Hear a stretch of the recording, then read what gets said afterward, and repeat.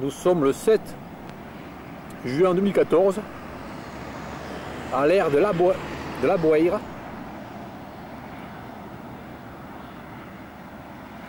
Donc sur le bas côté,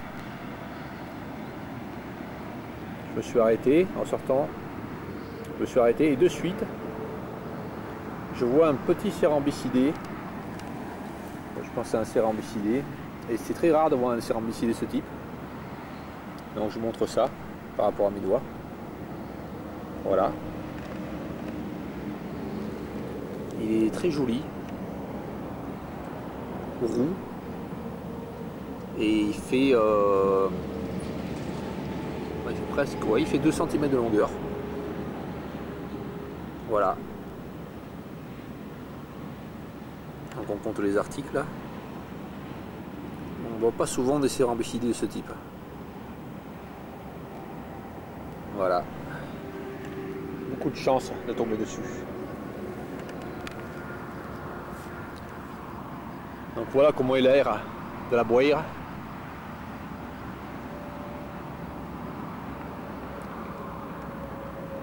Sur l'autoroute Bordeaux-Bayonne. Donc c'est fleuri naturellement. Voilà. Donc si c'est fleuri naturellement, eh ben, il y a des lépidoptères. Il y a aussi des cérambycidés floricoles, tels que celui qu'on vient de voir. Il y a de la vie. Ici des mauves. Bon, malheureusement, à plein d'endroits, des endroits comme ça sont broyés. Et ici, ça risque de l'être bientôt. Voilà. Il y a une sorte d'obsession du broyage. Par exemple, ici, là, il est probable que ça a été broyé sur le côté, là, de ce talus. Voilà, c'est comme ça un peu partout dans la région. Les endroits où il y a des fleurs sont rares finalement.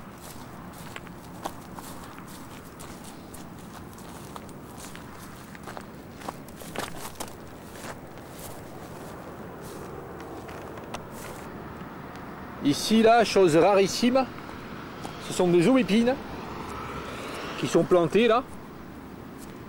Bien sûr, il y a une moquette, une sorte de moquette là.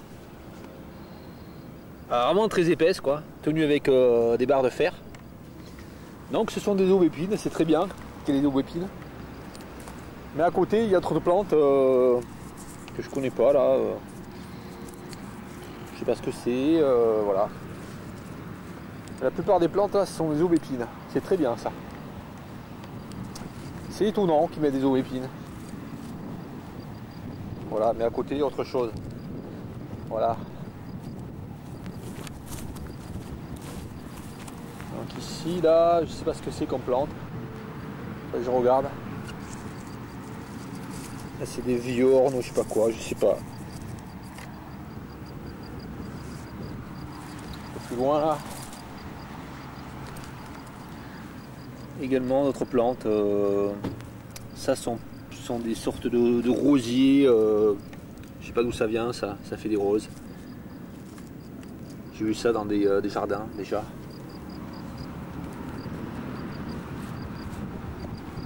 Ça, je sais pas ce que c'est. On en voit dans les jardins. Voilà. Bon, un peu de tout comme plante, mais pas mal d'aubépines, c'est très bien. Bon, puis après, à côté, là où l'homme n'a rien fait, ah ben là, c'est là que c'est le mieux, hein, en fait. C'est là qu'il y a le plus de possibilités pour les insectes de vivre. Voilà. Donc l'homme, dans toutes les aires d'arrêt,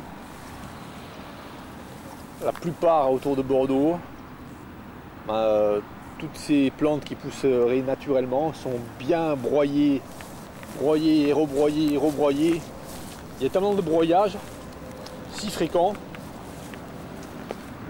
que finalement il finit par n'y avoir que qu'une pelouse extrêmement pauvre en espèces. Avec du rail gras comme graminées et quelques espèces de graminées, mais bon, il y a très peu d'espèces. Voilà, donc on peut voir ici que si on ne touche à rien, il y a beaucoup de fleurs. C'est assez joli d'ailleurs. Il y a beaucoup de ces fleurs jaunes, là, des grosses fleurs jaunes. Je pense que c'est pas les onagres. Bon, j'ai pas vérifié de près les fleurs, comment elles sont. Voilà, beaucoup de ces fleurs jaunes là. C'est vraiment très collant au milieu. Voilà, ça fait des grosses fleurs jaunes. Voilà, avec des tiges comme ça là. Il y en a beaucoup dans les Landes. Je sais pas si c'est une plante autochtone ça. Je sais pas. Il y a aussi ces plantes là. Je sais pas si c'est une plante autochtone. Les astéracées. Je sais pas. Il y a également ces plantes là très intéressantes. Voilà.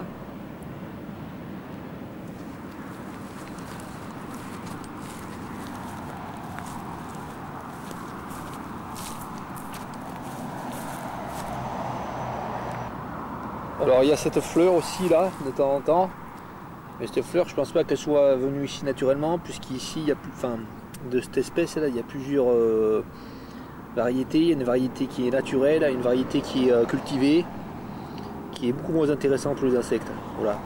Donc je sais pas si c'est la naturelle ou la cultivée celle-là. Voilà, on peut voir les feuilles comment elles sont. Voilà.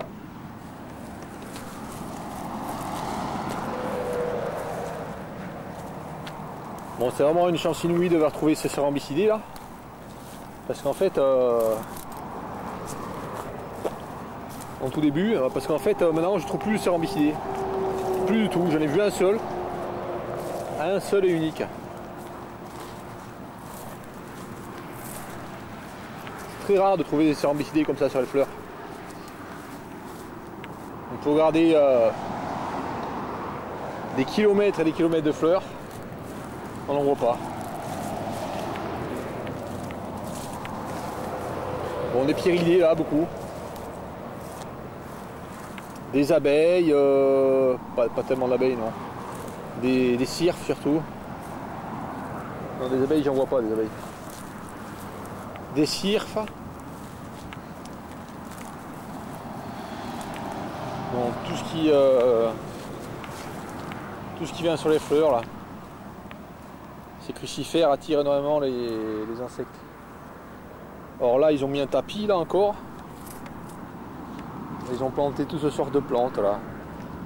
Donc je pense pas qu'ils aient choisi vraiment en fonction de l'utilité au milieu. Là, je sais pas ce que c'est comme plante par exemple. C'est pas des plantes qu'on voit ici dans la nature. Pas du tout. Ça, c'est pas des plantes qu'on voit. Donc c'est un peu un hasard là s'ils ont mis tout à l'heure des aubépines. Je rêvais un peu là. C'est pas du tout intentionnel pour l'environnement. Bon, ils font n'importe quoi finalement. Quand ils font un truc bien, c'est plutôt du hasard. Il me semble. Voilà, une fleur de carotte sauvage. Il y a des mouches dessus. Il pourrait y avoir des chenilles de macaron, mais le chenille macaron va surtout, enfin les macarons pondent ses œufs surtout sur le fenouil. Et le fenouil actuellement il est entièrement massacré sur les bords des routes, enfin il est très loin des bords des routes.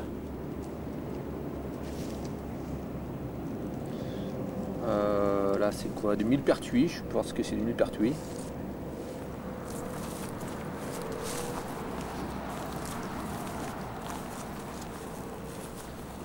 Acquis des millefeuilles, oui, acquis des millefeuilles, je crois. Bon, beaucoup de fleurs sauvages. On peut s'apercevoir que des aires d'arrêt comme ça, d'autoroute, sont beaucoup plus agréables quand la végétation est sauvage autour, plutôt que quand ce sont des pelouses hyper classiques que l'on trouve partout. dans les villes. Donc ici c'est bien agréable de s'arrêter avec toutes les fleurs qu'il y a.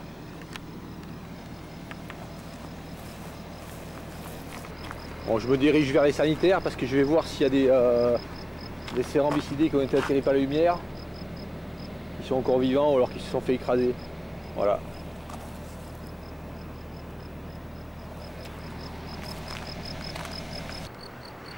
Bon, cette terre de la Bouille là est vraiment très grande.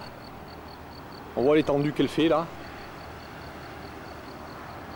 Donc l'autoroute qui passe là, Bordeaux de ce côté, Bayonne de ce côté. On voit il y a un talus là, de bien 4 mètres de hauteur, fleuri. Donc tout ça c'est assez récent que c'était construit. On voit que l'année dernière ils n'ont pas fait de broyage puisqu'il y a des plantes encore sèches. Bon c'est bien, mais je me demande s'ils vont laisser ça comme ça. Si c'est pas provisoire, sa façon de gérer l'endroit. Et si en fait ils n'ont pas retardé les travaux parce que bon c'est nouveau. Et qu'ils laissent faire un peu avant de tout broyer.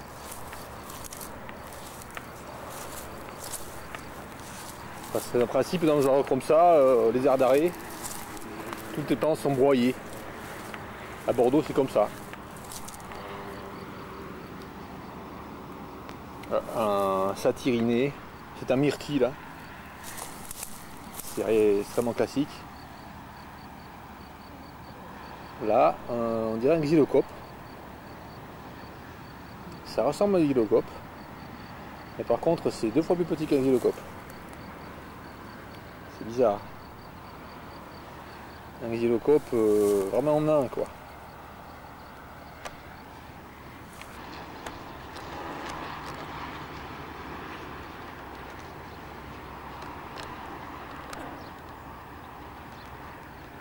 Bon, on voit à côté des tapis de fleurs,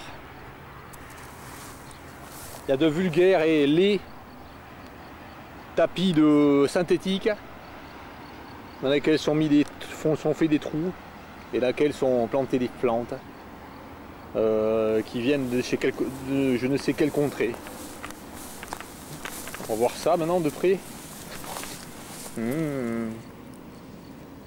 Qu'est-ce que c'est que ça? Il y a vraiment de tout quoi, c'est mélangé. Elles sont plantées très près les plantes. Ça semble absurde. Toutes ces plantes collées les unes aux autres. Ça va donner quoi quand ça va pousser? Voilà.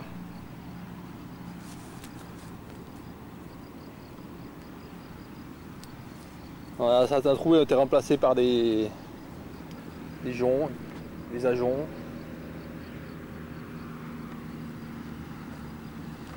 Alors ces plantes c'est quoi? Je sais pas. Avec ces feuilles rouges là. Là il y en a d'autres aussi là. Je sais pas si ce sont des plantes autochtones ça. Ben, ça on dirait que c'est du sureau. Ah ouais c'est du sureau mais ils ont fait quelque chose d'intelligent pour une fois. C'est rare. Du sureau ils ont mis. Ça je sais pas ce que c'est du sureau. C'est bien, hein. Par contre, est-ce qu'ils ont respecté les espèces par rapport au sol? Je suis pas sûr, parce que là, le sol me paraît un peu sec pour le sureau. Comme ça, intuition. Il me semble que le sol est un peu sec, un peu trop sableux pour du sureau ici.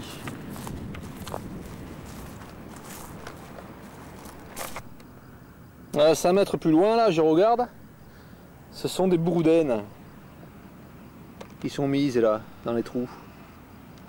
Par contre, ce qui est bizarre, c'est que c'est des feuilles qui sont grosses. Est-ce que ce sont des bourdaines d'une espèce ornementale cultivée? Bon, en tout cas, elles ressemblent bien aux bourdaines sauvages. C'est bien qu'ils mettent de la bourdaine, parce que la bourdaine ici peut pousser d'autant plus. Enfin, là, ça fait un petit creux, c'est humide. Donc c'est très bien. Et ici, ils ont mis des joncs. Finalement, c'est pas des joncs qui sont poussés dans les trous. À la place des plantes, il semblerait qu'ils aient mis des joncs. Là. C'est bizarre quand même, hein, les joncs. Quel intérêt? C'est pas une plante vraiment intéressante. Hein. Ça pousse très abondamment à plein d'endroits. C'est pas intéressant d'en planter. On va voir ce qu'il y a derrière là. Ce talus. Donc très riche en graminées. très joli. Voilà, ça recommence en fait. Voilà. Magnifique. Naturellement magnifique. Donc là ils n'ont rien fait. Hein. Partout où c'est magnifique, en fait, ils n'ont strictement rien fait comme plantation ou comme semis. Là, partout là, ils n'ont rien fait. Bon, dès qu'ils ont fait quelque chose, c'est affreux. À part là, quelques trucs là qu'ils ont mis, qui paraissent intéressantes. La bourdaine. C'est bien ça, s'ils ont mis ça, c'est bien. Alors là, débilité extrême. Nous sommes ici dans les Landes. Donc des pins ici, il y en a partout. Hein. Il n'empêche qu'ici, ils plantent des pins. Voilà. Des petits pins comme ça. Ils mettent une espèce d'armature énorme pour tenir ces pins. Alors que les pins, ils sont plantés dans les Landes. Il y en a des milliards qui sont plantés. Aucun n'a de petite armature comme ça. Ça sert à rien.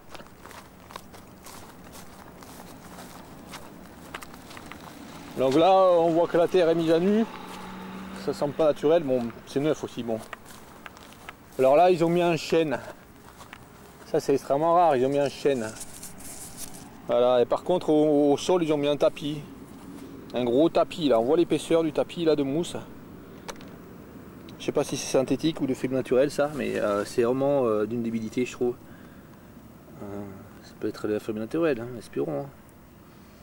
Mais et là, puis du plastique autour là. Beaucoup de plastique là. Un espèce de serpentin en plastique. Comme s'il y avait des ennemis suffisamment nombreux là pour détruire les arbres, n'importe quoi. Partout aussi là, les pins. Une espèce de serpentin en plastique là. Que c'est bête.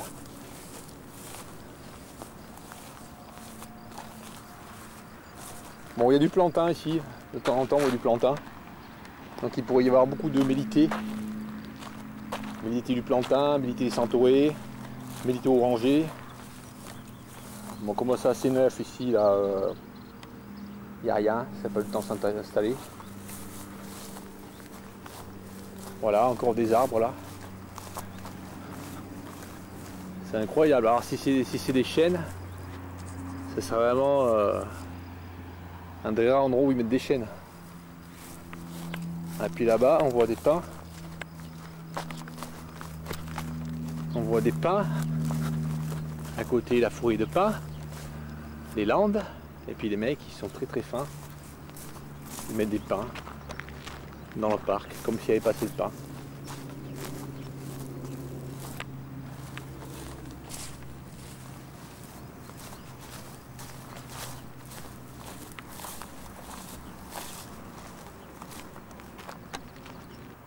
Bon, effectivement, sur le pourtour là, on peut constater qu'il y a des joncs là qui sont plantés. C'est complètement débile parce que les joncs sont des plantes vraiment très communes qui n'apportent pas grand chose pour la nature. En mettre en plus, c'est vraiment idiot. Là, il y en a déjà en plus à côté. Naturellement, il y en a déjà. En rajouter, c'est stupide.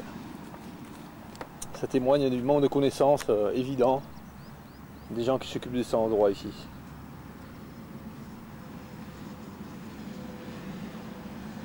Mais par contre, il y a quand même un but prouvé par rapport à d'autres endroits, c'est qu'on voit des plantes qui sont sauvages.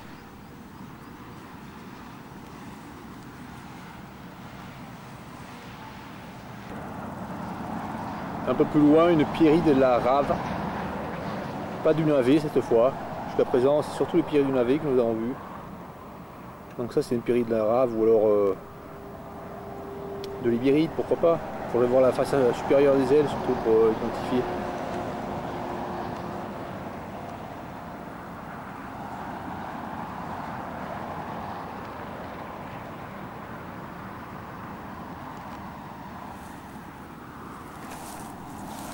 Donc voilà une vue d'ensemble. C'est très joli. Très joli. Toutes ces fleurs. Avec beaucoup d'insectes dessus.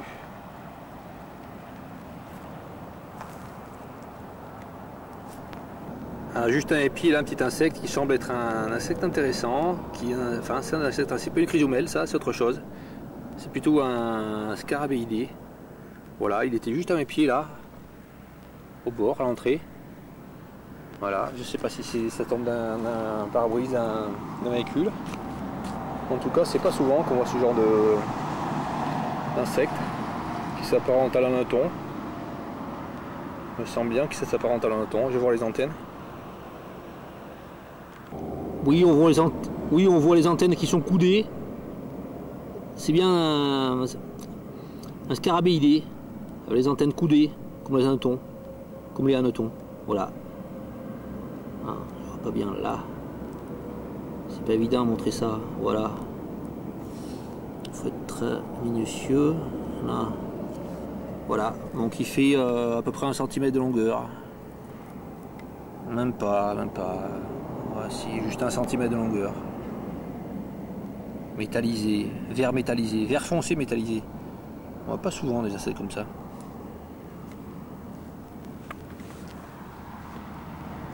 Même pas 100 mètres plus loin, un petit cérambycidé typique des Landes. Il ne va pas dans le bois, mais dans les souches de plantes herbacées. Voilà.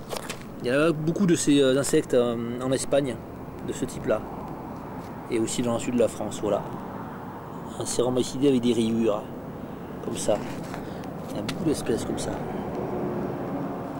Donc on voit la taille, il fait 1,5 cm de longueur. Voilà, il se promène sur le parking.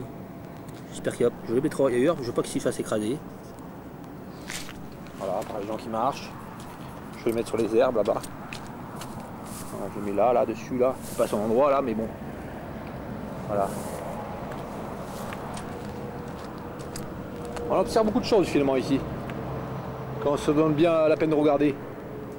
Apparemment il n'y a rien, mais moi j'ai réussi à trouver pas mal de choses intéressantes. Ici aussi une cicindelle. Bon, c'est dommage que je puisse pas caler la caméra. Elle est grosse, elle est très grosse. Puisqu'elle fait 2 cm, elle est plus grosse qu'une cicindelle champêtre classique. Qui fait jusqu'à 18 mm. Celle elle fait 2 cm. Et par contre elle n'est pas verte. Elle court très vite, elle s'envole à 2 mètres après de la caméra, de mes pieds. Très difficile à approcher.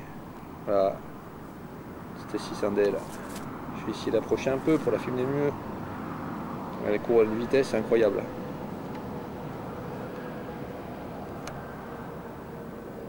Bon allez, je l'ai perdu. Là.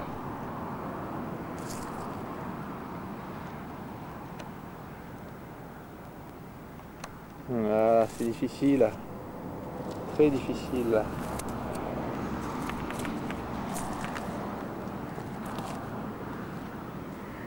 Ah, il y en a plusieurs. Ah, il y en a un paquet là.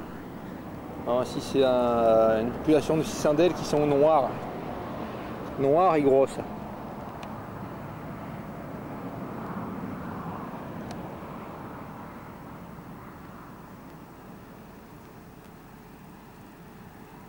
Ça semble être une autre espèce de cicindelle que la cicindelle champêtre. La cicindelle champêtre est verte. Plus ou moins verte. Celle-là, elle n'est pas du tout verte. Elle fait 2 cm de longueur. La cicindelle champêtre, elle fait plutôt 1,5 cm maxi.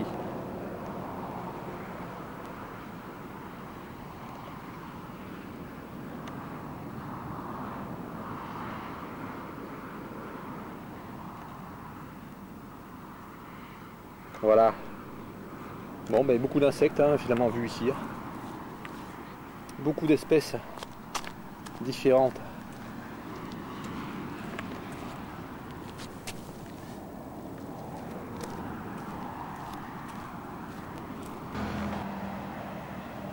Donc voilà, en peine une demi-heure, nous avons vu plein d'insectes différents sur cette aire d'arrêt d'autoroute.